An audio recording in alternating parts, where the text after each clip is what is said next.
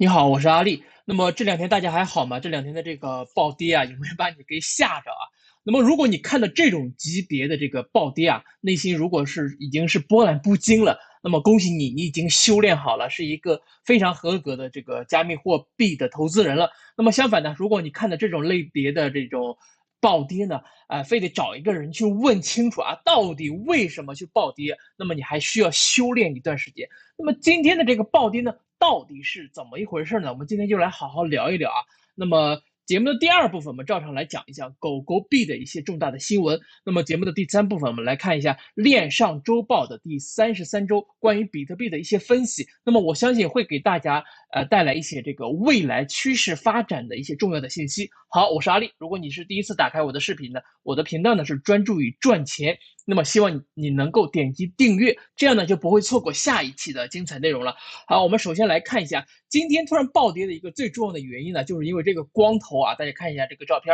那么他是谁呢？那么他就是美联储啊，明尼阿布利斯的这个主席，叫尼尔。喀什卡利啊，那么在美国当地时间今天下午的时候啊，他对这个新兴的加密资产的这个市场发表了严厉的批评。那么卡什卡利他认为啊，这个比特币是全球最大的加密货币，它没有任何的用处啊，而更广泛的数字资产行业主要和欺诈和炒作有关系。那么加密货币在2021年获得了机构投资者的青睐，但与传统市场相比，加密货币呢仍被视为投机性和高风险的交易。那么卡什卡利在太平洋西北经济区域年度峰会上啊表示啊，这个加密货币95%是欺诈、炒作、噪音和混乱。那么这个说法一说出来之后，市场就跟着起反应了啊。那么比特币加上其他的这些主流币啊，今天下午啊，美西时间今天下午的时候，确实出现了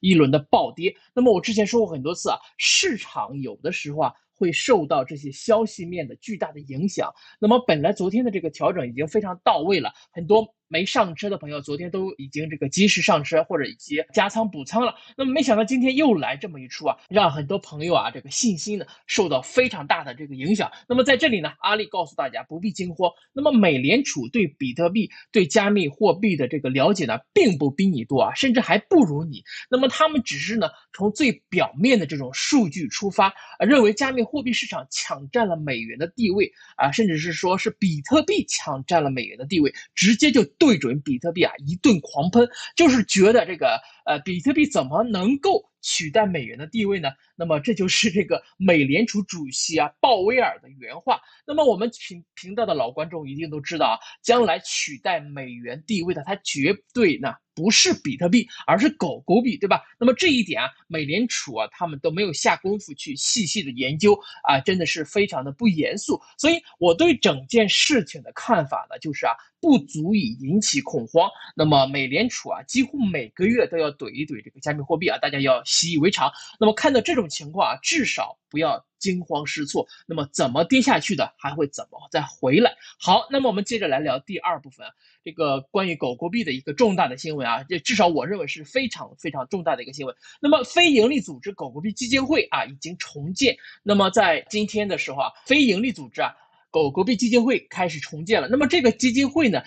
它是旨在通过倡导、管理、商标保护来支持这个狗狗币的发展。这个基金会呢，最初是成立于2014年，那么随着这个时间的推移啊，基金会变得不活跃了，最终解散了，没有办法运行下去了。那么狗狗币基金会啊，它拥有一些知名的这个董事会成员和顾问啊，那么包括以太坊的联合创始人Vitalik 威神啊，那么他是该基金会的这个区块链和加密货币的顾问啊，特斯拉的联合创始人啊，狗币颇具影响力，也就是狗爹啊，狗币教父的支持者这个 Elon Musk，那么他任命的这个代表是他们公司的这个贾里德。博查尔担任该基金会的法律和财务顾问，狗狗币的核心开发者马克思凯勒呢担任技术顾问，狗狗币的创始人Billy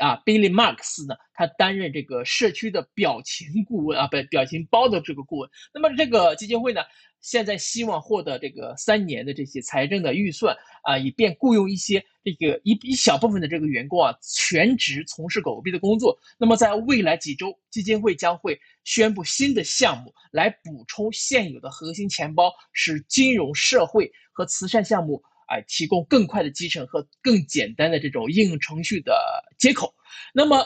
这个新闻啊，看起来是非常非常不起眼的啊。那么实际上呢，是对狗狗币的这个支付有很大的帮助。那么将来这个如果让狗狗币啊支付的速度加快，或者是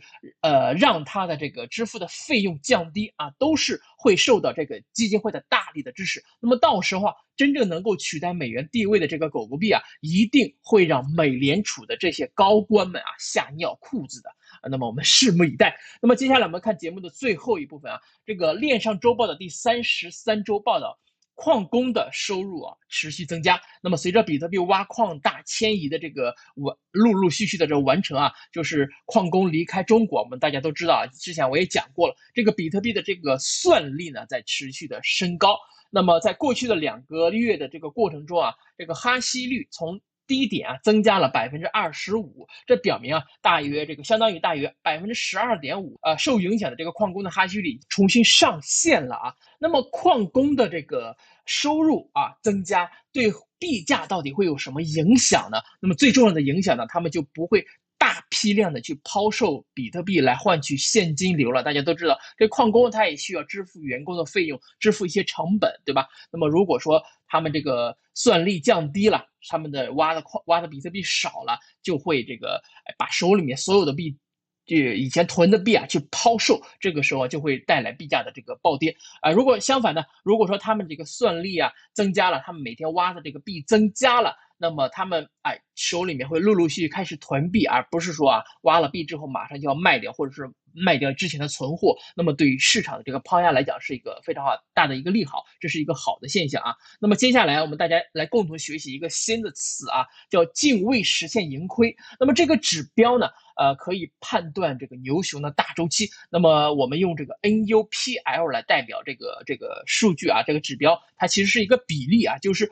未实现的这个盈利和亏损的这个比例。那么目前的这个数值呢是0.5，大家看下面这张图片啊。那么通常情况之下，0.5代表了大方向的一个选择。那么这也是很多币圈大佬目前仍然在唱空的一个理由之一。那么我们刻舟求剑一下，看看前面的这个2013年的双头牛前面它也是到达了这个临界点0.5。那么2018年的这个熊市，包括2019年的这个小的熊市，也是到了这个临界点0.5。那么其实说实话，我们看这个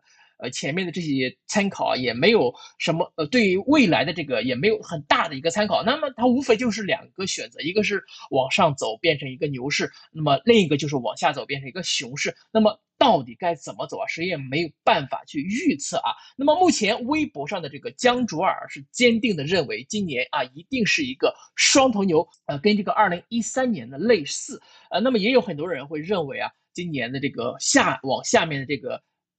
走势呢会重复2018年的这个熊市。那么至于我的观点呢，我是倾向于认同江卓尔的这个观点，双头牛的这个观点啊。那么这个视频大家可以mark 一下或者收藏一下。那么等年底的时候来回来，到底是我说对了还是说错了那么欢迎大家到时候再回过头来我们再辩论一番啊。好，那么以上呢就是今天所有的内容了感谢您的收看让我们一起进步，共同发财 ，peace。